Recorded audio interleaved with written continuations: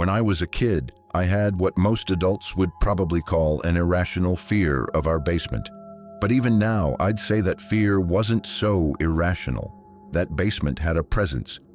Something about it just felt off.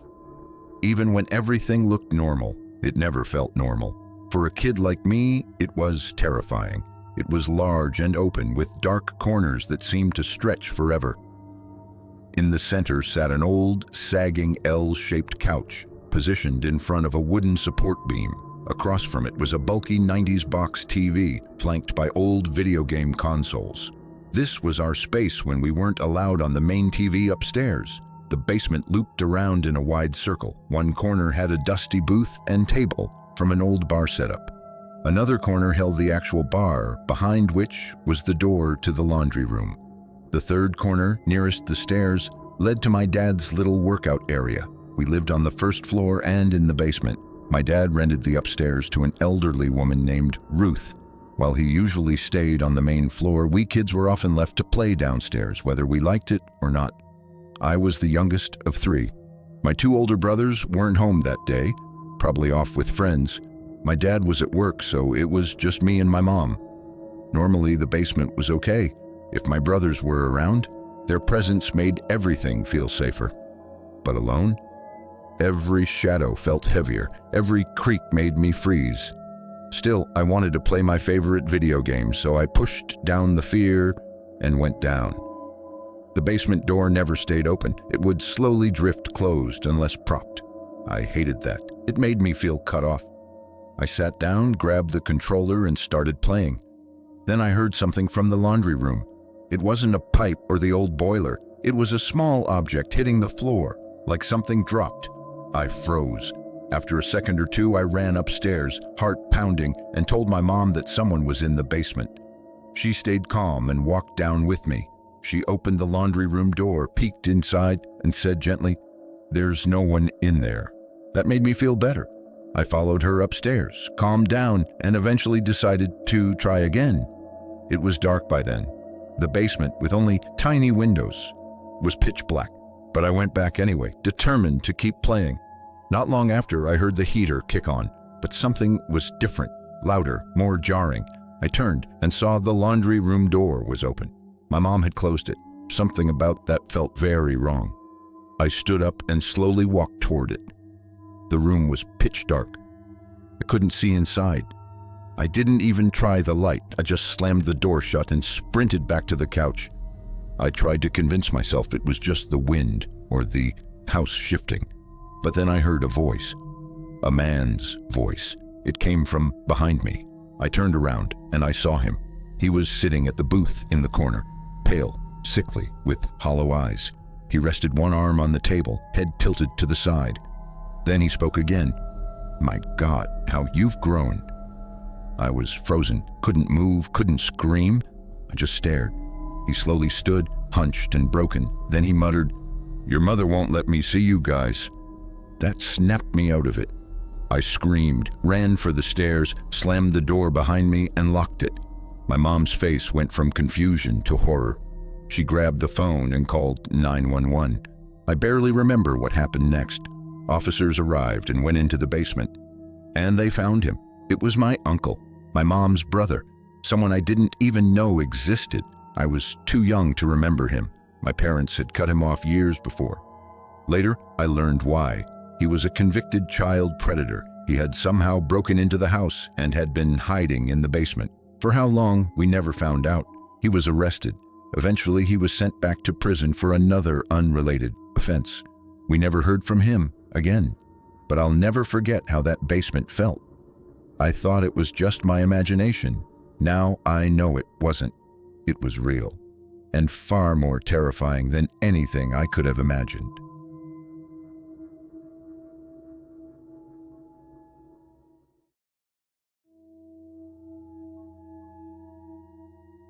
It was mid-October and Halloween was coming fast.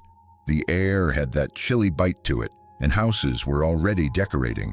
Pumpkins on porches, fake cobwebs in bushes, orange lights blinking through windows. My cousin Andy's birthday is October 15th, and that year, he was turning 12. To celebrate, Uncle John and Aunt Melissa were hosting a big family party at their house. We have a large family and our gatherings can get wild, but always in a good way. The weather was still decent, so the party was mostly outside in their huge backyard. The house itself is big with plenty of rooms and weird corners, which always made it perfect for our favorite game, hide and seek. Andy and I are the same age, and we always get competitive. My older brother Chase, who's 2 years older, usually joins in too. Our other cousins, some a little older, still play along. We break into teams, trade off between hiding and seeking, and use the entire house, except for our aunt and uncle's bedroom, which is off limits. There are endless hiding spots, but the basement is always the best. One part of the basement is what we called Aunt Melissa's fashion room. She's a fashion designer, and that room is packed with mannequins dressed in her work. Some mannequins have heads and full bodies, others are just upper halves on stands. The lighting is dim, and with the studio lights and camera gear scattered around, the place has a spooky vibe even during the day. After a few rounds of the game, Chase and I were hiding. He picked a spot in the main basement. I decided to go for the fashion room. I had an idea to trick whoever came looking for me. I grabbed 2 blankets from a nearby storage ottoman, one to hide under myself and the other to throw over a mannequin. Draped just right, it would totally look like someone was hiding underneath. I crawled under the desk in the far corner, pulled the blanket over myself, and waited. That's always the hardest part, being still and quiet for who knows how long. Eventually, I heard stomping and yelling in the basement. Chase and another cousin were probably chasing each other. Then I heard footsteps racing up the stairs, Chase probably making a break for the backyard. After that, silence. I stayed hidden for another 10 minutes or more. My legs were cramping and I was beyond bored. Then I finally heard Chase calling my name. He came down to the fashion room and told me the game was done and food was out. Relieved, I threw the blanket off and ran upstairs. Everyone was outside eating, and I grabbed a plate. Later, while talking to Aunt Melissa, I remembered the 2 blankets I'd left in her fashion room. I figured I better go put them away before she saw. After using the bathroom, I went downstairs again. I turned on the light in the fashion room, and right away I knew something was off. The blanket was no longer on the mannequin I'd covered. Instead, it was over something else. At first, I thought maybe it had just fallen or been moved. But this shape under the blanket wasn't like a mannequin standing tall. It looked like someone sitting down. I didn't remember any sitting mannequins in that room. Then I smelled something. Not overpowering, but sour, like sweat, maybe worse. I stepped closer and then I noticed it. The blanket was moving slightly. I could hear breathing. It was slow, quiet breathing, but definitely there. I nervously laughed and said, "Okay, who's trying to scare me?" No answer. I knelt down a little to peek under the edge of the blanket. I expected to see shoes or socks or something that gave away one of my cousins. Instead, I saw bare feet, and black, dirty bare feet, and that's when my stomach dropped. No, nobody at this party was black. I turned and bolted up the stairs, heart pounding. Out in the backyard, I ran to my uncle and told him someone was in the basement and he needed to call the police. Panic spread. My uncle and a couple of adults rushed back inside, and I followed. But when we reached the fashion room, the blanket was on the floor. Whoever had been under it was gone. I told them everything, what I saw, the smell, the breathing, the feet. A few people looked skeptical, but others believed me. My uncle eventually called the police. When the officers showed up, they took the whole thing seriously. The party basically stopped. Neighbors peeked over fences. The cops searched the house, top to bottom. They didn't find anyone, but I know what I saw. I know I didn't imagine it. That person was real, and they were sitting under that blanket. Someone later suggested it could have been a homeless person who slipped inside. That made some sense. During parties, the doors are usually left unlocked for people coming in and out.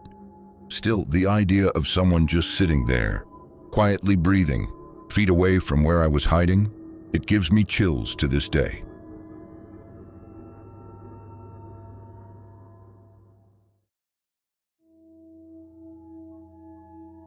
This story takes place when I was 9 years old. I'm now almost 25. It happened during Christmas break while visiting my great-grandfather's house in Idaho. That winter was different for a few reasons, mainly because it was the first Christmas after my parents divorced. My mom brought her new boyfriend, which was a little weird, but I tried not to think about it too much. My great-grandfather lived in a quiet little town on an Indian reservation. The town had a population of just around 1,000 people. His house sat in the middle of fields and forests, peaceful, beautiful, and somewhat isolated. It was a small 2-story place, the kind of house that felt cozy, but also had just the right amount of eeriness in the winter snow. A day after we arrived, my aunt, uncle, and cousins surprised us by driving 10 hours to visit. They had originally said they couldn't come because of work, so it was a big deal, and it made things a lot more fun. At the time, my cousins and I were all pretty close. One night, the adults were busy chatting upstairs, so my cousins and I decided to go down to the basement and play a game we made up called Monster. It was simple but terrifying to us as kids. Sam and Evan would hide in the pitch-dark basement and pretend to be monsters. Kennedy and I had to find them while they made creepy noises to spook us. If they got too close, they'd growl and chase us back to the top of the stairs, our designated safe zone. We started our first round, like usual. Sam and Evan went downstairs, and Kennedy and I waited upstairs for 2 minutes before heading down. The only light in the basement came from the pellet stove and a bit of moonlight slipping through a window. It was dark, quiet, and perfect for the game. Eventually, Sam and Evan jumped out and scared us, sending us running upstairs. We laughed it off and decided to play another round. This time, I went downstairs first. As we crept into the basement, we heard someone hit the wall, probably one of the boys trying to startle us. But then I saw something that made my blood run cold. Outside the window, a tall figure was standing still, just staring in. I put out my arm to stop Kennedy. She asked what was wrong, and I pointed toward the window. She saw it too. Whispering, she called for Sam and Evan to stop playing, telling them there was someone outside. Sam's voice came back, annoyed and dismissive. "You guys are lying," I insisted, urging them to look. Sam and Evan eventually emerged from under the ping-pong table and looked toward the window. Evan laughed nervously, saying, "It's probably Uncle Stan smoking outside." But I knew that wasn't true. Uncle Stan always smoked on the front porch. Then Sam said it might be our grandpa checking the house, but even that didn't sit right with me. They told me to go upstairs and check if anyone was missing. I pretended to be looking for something, glanced around the living room and saw that every single adult was accounted for. Uncle Stan, Grandpa, everyone. No one had left. I ran back downstairs, heart pounding, and told them, "Everyone's in the living room. It's not any of them." That was when their expressions changed. Sam and Evan went pale. Kennedy started crying quietly, and we all went to the top of the stairs to regroup. No one wanted to alert the adults, so we waited there for about 5 minutes, hoping whoever it was had left. Then we cautiously returned to the basement. The figure was gone. We decided not to play Monster anymore and just switched on the light to play ping pong instead. That's when we noticed the basement window was cracked open. My stomach sank. Had it been open the entire time? I looked toward the furniture and froze. A man in his mid-40s was sitting silently in one of the old chairs, smiling at us with a crooked, unsettling grin. He stood up slowly. I screamed, "Run!" and we bolted up the stairs, slamming the basement door behind us. We burst into the living room, crying and yelling that there was a man downstairs. One of my uncles, who was a police officer, grabbed a gun and went to check. He returned a few minutes later saying the man was gone. But outside, in the snow, were fresh footprints leading up to the window and away down the driveway. Nothing had been stolen, but the fear lingered. That night, I slept next to my mom, too afraid to be alone.